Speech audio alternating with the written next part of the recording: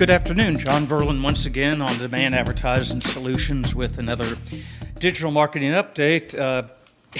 Got a email last week from Rochelle in Lawrence, Kansas, and she had brought up a really good point. Basically, John, I've been listening to a number of your podcasts. I happened to catch one from last September about you doing a rant on social media against your cell company provider, and just curious how that came out and the results and that kind of stuff. And it's a good point. It's a good question, Rochelle. I'd like to give you an update on that and talk a little bit about this because it has trended actually on my Google My Business. If you Google My Business, you'll see the podcast. That podcast specifically show up because a number of people, I guess, were curious about it. Not just how to save money by using social media on things like this with, your cell phone provider or your bank or your internet provider. When they raise your bills, you get mad and you want to get back at them, so to speak. But really, a bigger, more important lesson about social media itself. It's a double-edged sword for a business. And I want to talk a little bit about that, not just how I use this, but how you need to be aware of it if you have a business. It can be a good thing, it can be a bad thing. And just to give you a quick follow-up on all this, I had had a 2-year contract with Sprint, my provider, my cell phone provider. And I was, paying $90 a month because I didn't own the phone. I leased it. After 2 years, and of course I marked it on my calendar that my 2-year lease was up. So it was a day later I contacted Sprint and I said, I don't know what to do with this phone now. Do I own it? And they said, no, you can upgrade for another $180 to own it, or $150 in the next month or so. I said, well, my battery's not keeping a full charge. Long story short of it, well, you have to let us know what you want to do now, because we're going to keep charging you $60 a month and an additional $30 for the phone if you don't tell us what to do. And I said, wait a minute, my lease is up. Well, that doesn't matter. So I'm going to keep being charged $90 a month. Or you can go ahead and pay the $150 now and we'll charge you $60 a month for use of the service. I said, well, wait a minute, why didn't you tell me this? Well, you have to call us and find out. Now, I'm sure you've had this happen or something similar, and that just really irked my soul. So I started Googling Sprint and, payments and all that. And a lot of people had this same issue. So I thought, you know what, they weren't, and they said, I was 2 days into my new period, and they weren't going to refund the money, $50 or whatever it was. And that kind of irked me, because I thought, number one, you're going to bill me anyway, and if I don't be responsible to contact you, I'm the customer, you're going to turn around and keep charging me $30 a month more for the phone when my lease is up, my agreed-upon lease. And so that irked me. So anyway, long story short of it, I went on Facebook, put out a thing about it, said, Sprint needs to, and I went ahead and went on chat on Sprint, got hold of somebody. They said, well, it's not our policy to give a refund because you're already into the new period. I said, it's only been a day into it. I want to cancel now, and I'm going to return the phone. I was mad enough thinking, I'm not going to get myself into this again. Long story short of it, it took 5 chat sessions over a week or so, and I had them sent me, when I set the chat session up, a script of our discussion. And each time I contacted them, well, it's not our policy. I said, finally, somebody did say, we will refund your money. It's 30 days or something. Well, 30 days later, I hadn't received it. So the next chat person, well, it's not our policy. I said, no, I've already been told I'm getting a refund, but I haven't received it yet. What's the deal? And I copied and pasted the previous chat session to show that somebody said, yes, we will give you the refund. It took 5 of these copy and pasting previous sessions to allow them to say, yeah, we've already processed it. Now, this is 2 months later, and I'm getting fed up.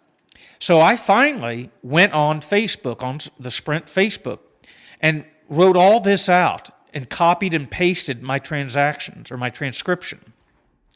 And within minutes, there were about 100 comments to what I had put down. And I had a rant, basically.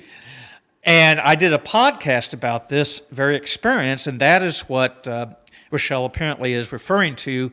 I've got it linked there on this video blog post if you want to listen to it, and see the transcription. At any rate, the point in all this is that I finally did, Rochelle, get back my $58 2 months later, or whatever it was. And my girlfriend said she tried this and never got a refund. Then, lo and behold, now this was in the process, I think, of either T-Mobile, maybe Verizon offering to buy Sprint. This is last fall. And I even put in my little rant there on Facebook, you think the CEO, who I live 2 miles from the Sprint campus, the headquarters, and the CEO has a real community-friendly face on social media. I haven't heard a lot from him lately, but he did at one point. I had a picture of him in a Royals cap and all that kind of thing. Well, then I read in the Kansas City newspaper that he was actually bragging about the fact that 48 million customers do not cancel their phone lease once it's up, and that's a source of revenue for them, for their shareholders. He's bragging to the shareholders that we're kind of proud of this. And I'm like, what a jerk. I mean, and I put in my Facebook post, if you read it, that shame on you, Sprint, for doing this to your customers. These are your customers you're screwing, technically. And you're happy about it and proud of it. You should have somebody respond in your social media, which eventually somebody did. We're sorry you felt this way. And that's why I went off on my rant. Because I said, from a marketing standpoint, and this is the lesson that all of us as owning businesses need to be aware of.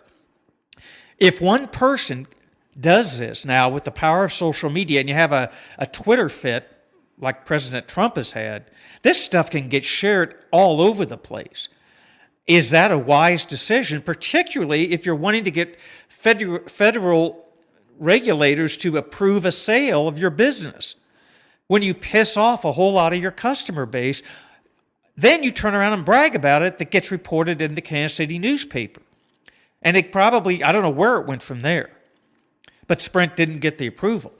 Now, that has nothing to do probably with my post or anything, but it's a lesson to be learned, one, about how to voice your rants and tirades or whatever to your, I'm going to call it your service providers for your internet, which recently raised mine, by the way, Spectrum, which I'm not happy about because I'm not getting any more for, even though they say I am.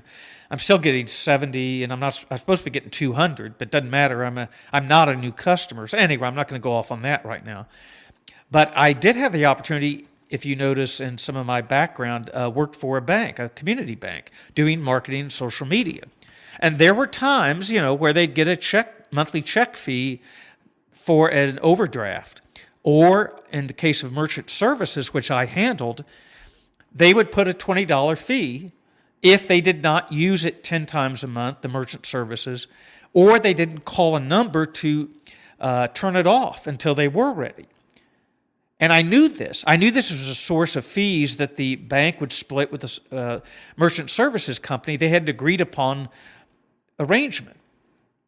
And I was kind of morally sensitive to this. I'm not knocking anything yet, but when I talked to a new customer, which I did, in setting up merchant services, I told them right up front, here's the process, here's what to expect. If you have a 90-day test drive of this new merchant service, the swiper and all that, if you don't use it, one time a month thereafter, you will be charged $20 a month, or if you don't call, you'll be charged that to deactivate until you're ready, say 9 months from now or whatever. And they would always say, well, thank you in advance for telling me this. That's important to know. Why? Because people got charged $20 a month and 6 months later would call and raise all sorts of cane that this happened.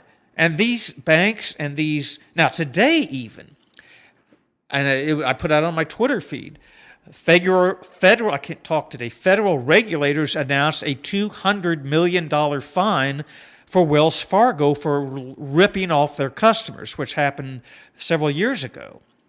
Now, that's a perfect example of terrible customer service and getting caught making up accounts for their customers just to charge them a fee without their knowledge. I mean, you probably are now aware of all this about Wells Fargo.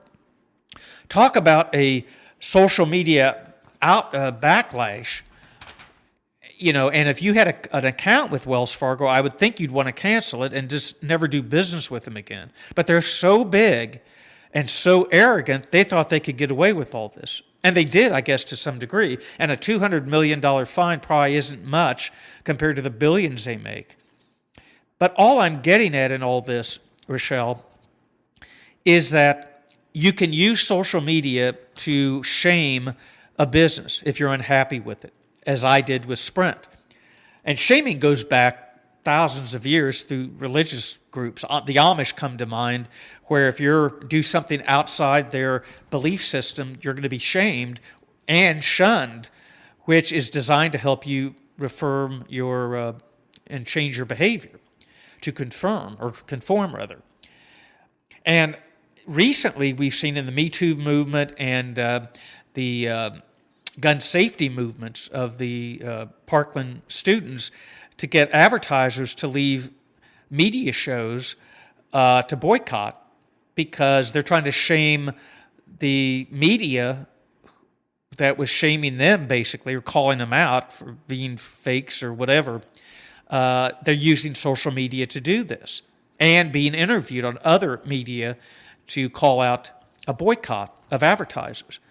So the lesson in all this is, yes, you can use the social media to call out, so to speak, something you're not happy about and shame that business. And I said, shame on you, Sprint, for doing this.